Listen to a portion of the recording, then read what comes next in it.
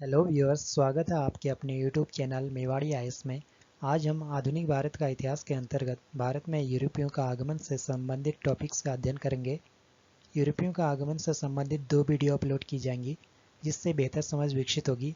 पहली video part 1 में हम पुर्तगाली तथा डच का अध्ययन करेंगे और सेकंड पार्ट में अंग्रेज, डैनिश तथा फ्रांसीसियों का अध्ययन करेंगे। उम्मीद है आपको यह प्रोग्राम बेहद पसंद आएगा।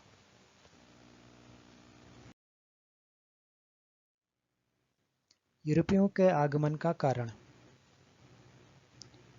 यूरोपीय शक्तियों से संबंधित प्रावधानों को पढ़ने से पहले हमें यूरोपियों का भारत में आने का कारण क्या था यह समझना बेहद जरूरी है।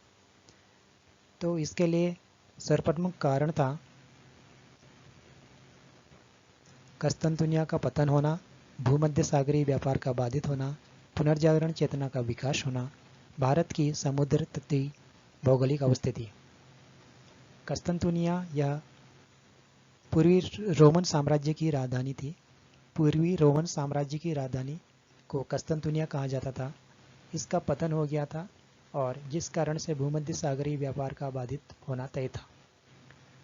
और इसी के बीच जब व्यापार बाधित हुआ तो नए समुद्री मार्गों की खोज हेतु इटली में पुनर्जागरण चेतना का विकास होता है, जिससे भारत की समुद्र तटीय अवस्थिति को देखते हुए यहाँ पर यूरोपीय शक्तियों का भारत में आगमन हुआ।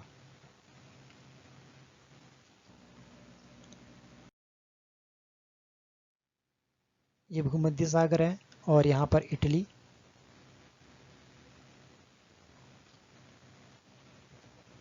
भूमध्य सागर, इटली और रोमन साम्राज्य। यह पूर्वी रोमन साम्राज्य कस्तंतुनिया का पतन होता है, जिससे भूमध्य सागरीय व्यापार का बाधित होना तय था। और इसी कारण जब ये व्यापार बाधित होता है तो नए समुद्री मार्गों की खोज होने हेतु यहाँ पर इटली में पुनर्जागरण चेतना का विकास होता है। इटली में पुनर्जागरण चेतना का विकास सर्वप्रथम ही क्यों हुआ, इसका अध्ययन हम विश्व के इतिहास में करेंगे।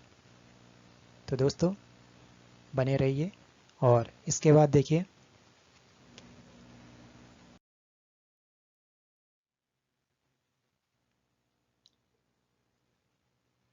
यूरोपियों का आगमन का कारण।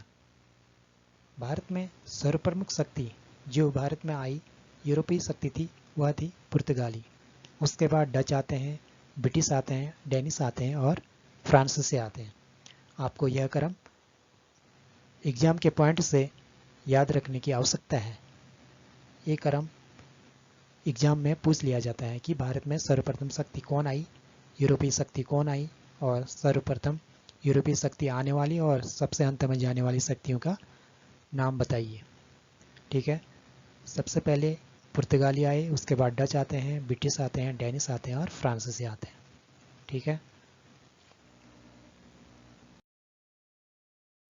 अब अध्ययन करेंगे हम यूरोपीय कंपनियों की प्रमुख फैक्ट्रियाँ क्या थी, कौन कौन सी यूरोपीय कंपनियाँ थी और उनकी कौन कौन सी फैक्ट्रियाँ थी और कहाँ स्थापित हुई और कब हुई, इसका अध्ययन करेंगे। पुर्तगालियों की कंपनी कोचीन में स्थापित होती है 1503 में, डचों की मसूलीपट्टनम में होती है 1605 में और अंग्रेजों की सूरत में स्थापित होती है 1608 में।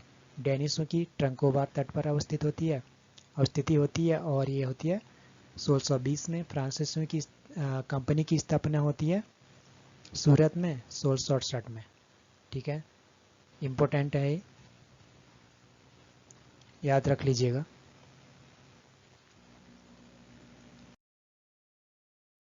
सूरत में अंग्रेजों की और फ्रांसीसियों की कंपनियों की स्थापना होती है। मसूलीपट्टनम में डचों की कंपनी की स्थापना होती है और ट्रंकोबार में आपके डेनिश की स्थापना होती है। कोचीन में पुर्तगालियों की कंपनियों की स्थापना होती है। ये जो कंपनियां थी ये कारखाने या फैक्ट्री के नाम से जाने जाते थे और ये उत्पादन के केंद्र न होकर एक भंडार गृह के रूप में होते थे। ठीक है, यहाँ पर जो वस्तुएं होती थी उनका संग्रह किया जाता था और उनको यूरोप भेजा जाता था। उसका एक्सपोर्ट कहाँ किया जाता था? यूरोप में, जिससे यूरोपीय शक्तियाँ अधिक मुनाफा कमाती थी। पुर्तगाली कोचीन 1503, डच मसूलीपट्टनम 1605, अंग्रेज सूरत 1608, डेनिश ट्रंकोबार 1620, फ्रांसीसी सूरत 1668।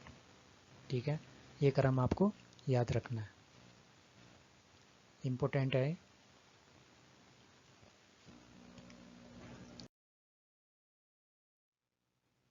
अब पुर्तगालियों के बारे में हम अध्ययन करेंगे। ठीक है, देखो, भारत में आने वाली प्रथम यूरोपीय शक्ति पुर्तगालियों को माना जाता है। इन्होंने मसाला व्यापार को ध्यान में रखते हुए भारत में प्रवेश किया था तथा विभिन्न स्थानों पर फैक्ट्री स्थापित की थी। पुर्तगालियों ने कारखाना निर्माण की जो पद्धति थी उसे इटली के व्यापारियों से प्राप्त किया था। पुर्तगाली यात्री वास्को डी गामा सर्वप्रथम 1498 में भारत आता है और पश्चिमी तट पर कालीकट में, जहां हिंदू शासक जमोरिन ने उसका स्वागत किया था, किंतु मौजूदा अरबी व्यापारी जो वहां पर उपस्थित थे उनका इसको विरोध का सामना करना पड़ा था। प्रथम पुर्तगाली फैक्ट्री 1503 में कोचीन में स्थापित होती है। भारत में प्रथम पुर्तगाली गवर्नर फ्रांसिस्को डी अल्मीडा था, जिसने ब्लू वाटर पॉलिसी नीति को अपनाया था, नीला पानी की नीति को अपनाया था। वस्तुतः पुर्तगाली सरकार की ओर से यह कहा गया था कि पुर्तगाली व्यापारी ऐसे केंद्रों या किलों का निर्माण करे जिसका उद्देश्य सिर्फ सुरक्षा न होकर, ध्यान रखिएगा, जिसका उद्देश्य सिर्फ सुरक्षा न होकर हिंद महासागर के व्यापार पर भी नियंत्रण करना, स्थापित करना होता था। यानी एकमात्र उद्देश्य ये नहीं कि सुरक्षा हो, बल्कि हिंद महासागर, जहाँ पर हिंद महासागर था, हिंद महासागर में व्यापार के लिए नियंत्रण स्थापित करना भी प्रमुख अपना लक्ष्य माना उनने। ठीक है, इसी को ही ब्लू वाटर पॉलिसी कहा गया था, यानी हिंद महासागर पर अपना इस आधिपत्य कायम करने की उनकी ये आकांक्षा थी। और यहाँ पर देख सकते हैं हम कि व्यापार, भारत में आने वाली प्रथम यूरोपीय शक्ति कौन थी? पुर्तगाली थी। और मसाला व्यापार को इनने अपना मुख्य उद्देश्य बना था। डचों ने किसको बनाया था? वो आगे पढ़ेंगे हम, वस्त्र को बनाया था। 1498 में वास्को डी गामा का भारत आगमन होता है और 1500 में द्वितीय पुर्तगाली पेड्रो अल्वारेज कैब्रल का भारत आगमन होता है। 1502 में वास्को डी गामा पुनः भारत आए। क्यों? क्योंकि उनको जब पहली बार आए, यहाँ से जो सामग्री वह यूरोप ले गए और उसका 60 गुना उनको क्या मिला? फायदा, 60 गुना फायदा मिला। इसलिए वह दूसरी बार 1502 में वास्को डी गामा पुनः भारत आए।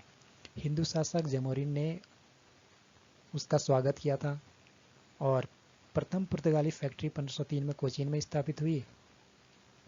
1505 में फ्रांसिस्को डी अल्मीडा प्रथम पुर्तगाली गवर्नर के रूप में भारत आया था।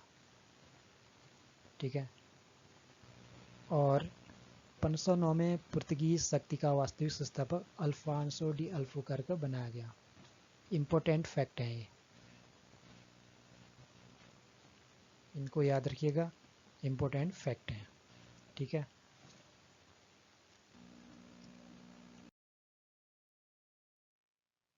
अब ये पुर्तगीज यहाँ थे, यहाँ से आए इंडिया में। ठीक है, सर्वप्रथम आए थे कौन? Vasco D gamma. देख सकते हैं आप यूरोप को।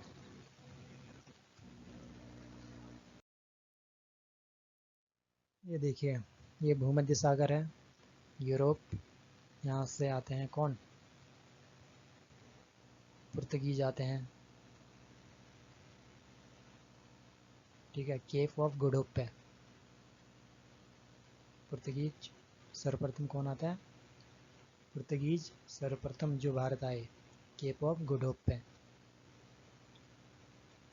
ठीक है, वास्को डी गामा। और यहाँ से कालीकट, यहाँ जमोरिन ने उनका स्वागत किया था। और अरबी जो व्यापारी थे यहाँ पर पहले से, उन्होंने इसका विरोध किया था। विरोध का कारण था आर्थिक, क्योंकि उनको जो फ़ायदा होता था अब इसके हिस्से होने लगे थे, यानी उनका कंपटीशन अब बढ़ गया था, कंपटीटर मिल गया था उनको अब, इसलिए उन्होंने विरोध किया था इसका।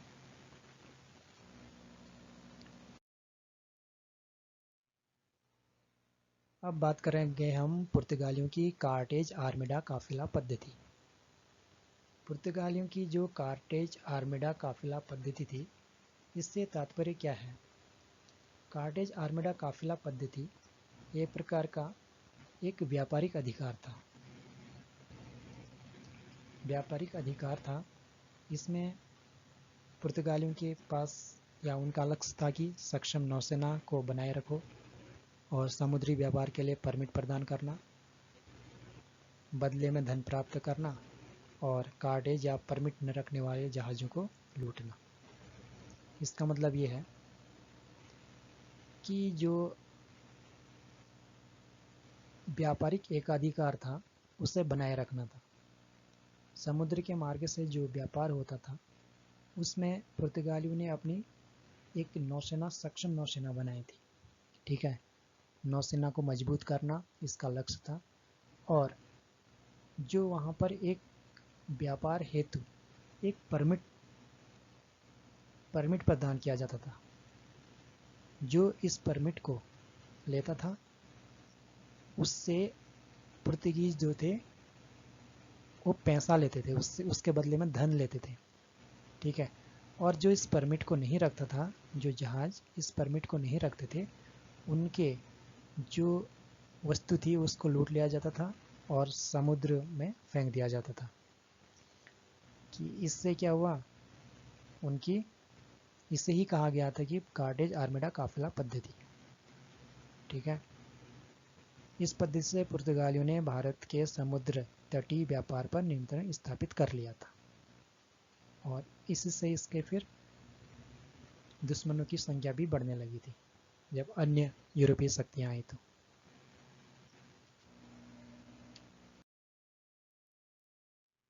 अब यहाँ पर हम बात करेंगे भारत में पुर्तगालियों का योगदान क्या रहा। पुर्तगालियों का योगदान बहुत महत्वपूर्ण था। पुर्तगालियों ने जो भारत में योगदान दिया अपना, वह इम्पोर्टेंट है। एक तो इन्होंने प्रिंटिंग प्रेस की स्थापना की थी 1556 में। तंबाकू की जो खेती हुई इसका प्रचलन भी यूरोपियों को ही इसका श्रेय दिया जाता है। केरल में गिरजाघर का निर्माण हुआ, जो प्रथम गिरजाघर का निर्माण केरल में हुआ था। गौथिक शैली का भारत में प्रवेश कराना भी इसका एक प्रमुख योगदान है। और यूरोपीय चित्रकला के तत्वों का भारत में प्रचलन भी। गौथिक शैली का तात्पर्य है यह एक इस प्रकार की यूरोपीय शैली थी, कमल के आकार की तरह भवन निर्माण में यह उपयोग किया जाता था, ठीक है। ये इनके योगदान रहे। और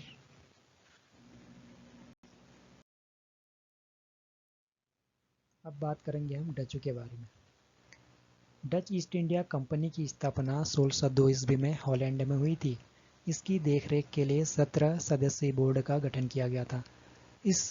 डच सरकार का कंपनी पर नियंत्रण था और कंपनी द्वारा की जाने वाली संधियां डच सरकार के नाम से जानी जाती थी। डच कंपनी को युद्ध करने, संधि करने एवं क्षेत्र का विस्तार करने की शक्ति सरकार द्वारा प्रदान की जाती थी। युद्ध करने, संधि करने और क्षेत्र का विस्तार करने की शक्ति जो थी सरकार द्वारा प्रदान की जाती थी, डच सरकार द्वारा।